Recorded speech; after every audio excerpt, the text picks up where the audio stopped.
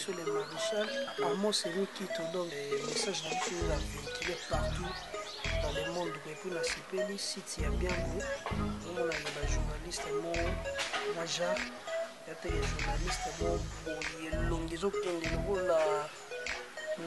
Biamba.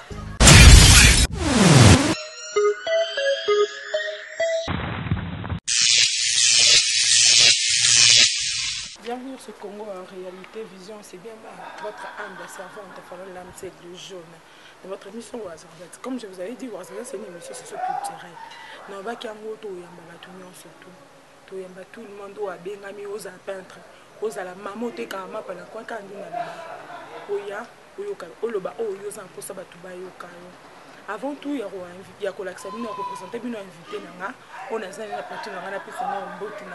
chez mon boss, les grands aigles de Papa Simo Kimbangu, les maréchals Amos et Miki de magistère, maman ministre. Ce qu'on le a expliqué, Bolanda qui zadio, alobaki sur ma caméra, comment ils allaient me faire des troubles pour la match à Renaissance. DSMP, nous avons rappeler que changer de rappeler wana. Et lorsque tu as une renaissance, tu as une renaissance, malheureusement, nous sommes tous awa na gardien de renaissance du Serge Moukoumi. Bonjour du Serge. Bonjour.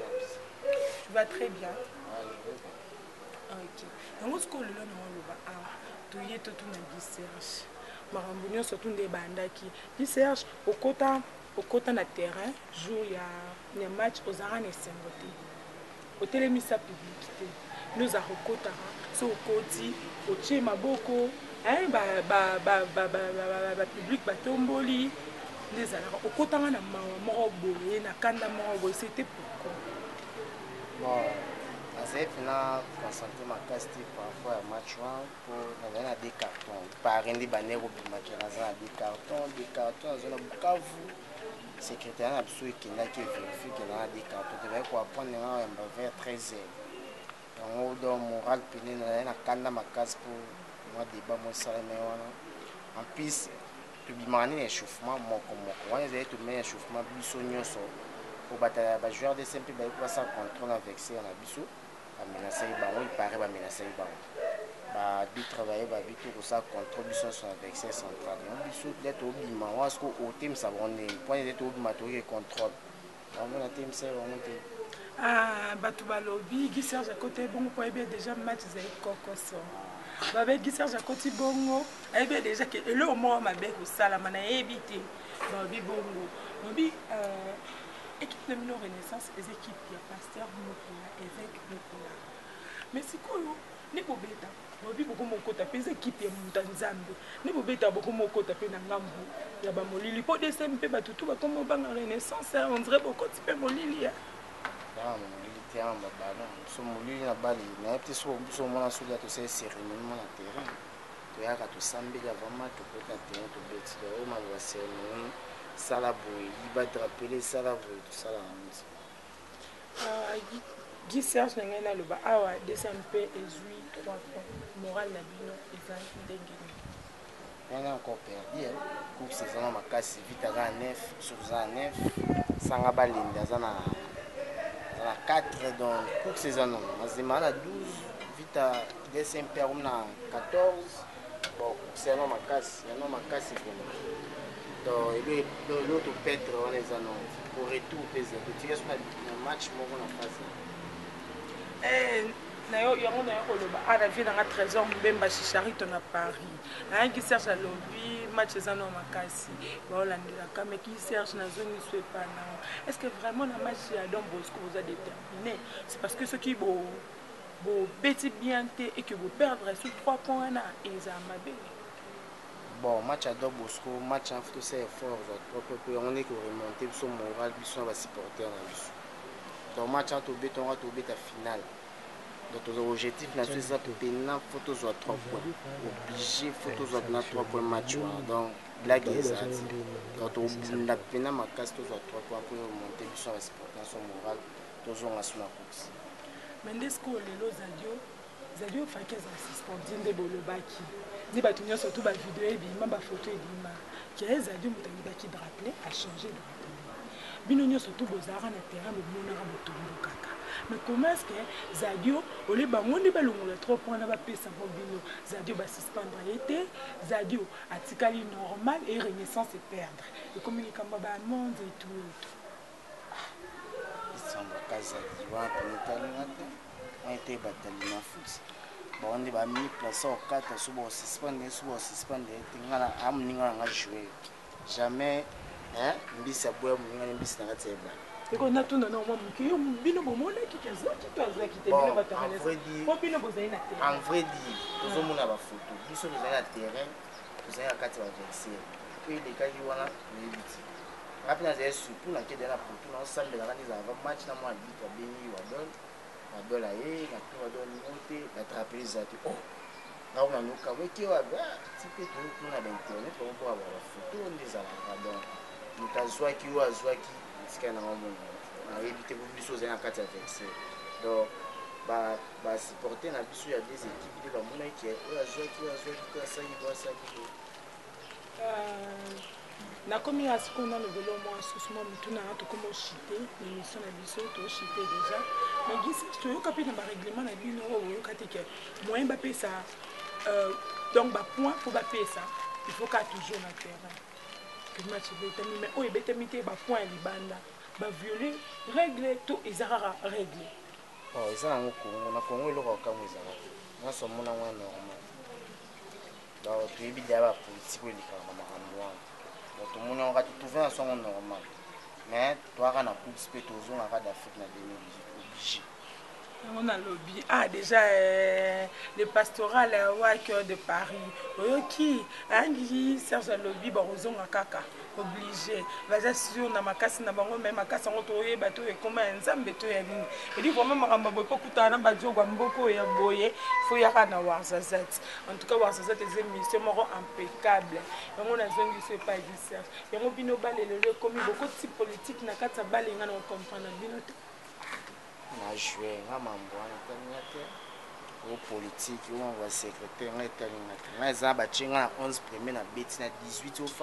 ofa na gradin na se mosala nango se mais bino bozala mieux placé ya oyebaka titi mpo biso balobaka nini ndako ovanda te mo oyeba esika nga mambo anga nayebi nango nga wasala mosala eza ya ngani oyo esengi nasala yango na kosala oyo etali politique oso eninga wana nayebi yango nga fo tuna nde baprésident nde bakoyeba soki mambo otambola ok yango ya suka mpe toyoki balobi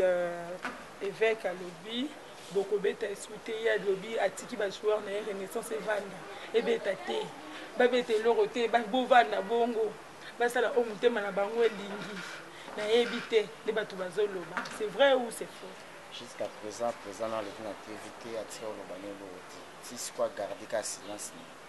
na décision to baoloba eza nango ka barumeur alobi eloko te donc position nyonso mpe ezoyebana ti bozelaka bino mokomona kaka kolekana te eva koloba donc ti sikoyo alobi na eloko te alubo star papa na Kelly Williams oyoki ya babi ya président évêque mukuna alobi na ye nano eloko te avaneka na silence sikoyo tokoma osilisa na Guy Serge mokumi gardien ya renaissance Guy Serge eloko nini opromettre bafani na bino me bafani na bino yango mpe nalingi kosala makambo batrouble mingi bino mo bozalaka na bango balandaka bino me un mo mpe botyaka bango na sete mona te nyonso to ekeka renaissance eza mabe renaissance mayene eloko mo boye ya mabe tolonga comprendre so basalaka nini nga mona ngo basala donc makambo oyo basupporteur na bino basala esepelisaka nango bino basala ndeti yo pollution yobeti gaz kote na biso bino tosala des en tout cas on dirait bino boencourageaka bango ozoyoka on dirait boencourageaka bango yobeti gaz kote na biso eske biso toloki problème oyobeta gaz na deka yobetika kote mozala te mais pourtant tout ya des places donc ti bozala na terrain olandela mpe babwaki gaz kote mais ekotela biso ntina terrain kotela so ntina terrain omwa mpe bozongi na bozeli mwa minute esila mpe bozonga Nathalie Lokomosa Mundele mama na bana mindele oki makambo nyonso to Serge azoloba yango soki na promettre bafani na bino promettre bango promettre bo bazala bocalme bazala bien à l'aise dans 2018 fibre kozonga ye d'Afrique bako base tracasser totyaka 2018 fibre na d'Afrique ici baloba loba to trop dire si jezaka mikolo 2018 fibre na d'Afrique Ok, merci beaucoup Guy Serge Chandongo Yambi, c'est pas non, toi vite comme na souka, merci Guy Serge Ndo Yambi, biso Guy Serge qui est d'avant que to côté Guy Serge Yambi biso, nanda kuna yeto ina résidence c'est pas Guy Serge, tu es to solo na to beti masola renaissance ko ki biso, de to solo li pour la renaissance. Guy Serge mo bango tele ka les aba o ayo, ba yo ka yo pe, on mo la fait que Guy Serge Pesi famille mokumi, famille mulumba bambote, pesi famille molukumu, papa na mama bambote ebele, bamasanga to FB City, bamasanga to ya bana, pesi bambote, bajoueur to ya Boron, pesi bambote, Olivier Malela, mulumba, pesi batu bambote, bamasanga to ya FB City, pesi na maficha ya Zopera, ni Maïa, pesi bambote. Ok, c'est bon. Merci bien. Et c'était là votre émission Warzazat avec votre âme servante. Fallait l'âme et le jaune. Quand est le bail aussi, ça m'a camarade aussi, ça m'a. Allez, je dis un grand bonjour. Bango te fait sous et belé à les grands aigles de Papa Simo Kimbangwa, le maréchal Amos et Mikito, le magistère. Non, mon thème, maman ministre, la magistère. Le Pessimbote, n'a Oyanga, Nathalie Loco, Glodis Chamara, le Pessimbote Nanga, na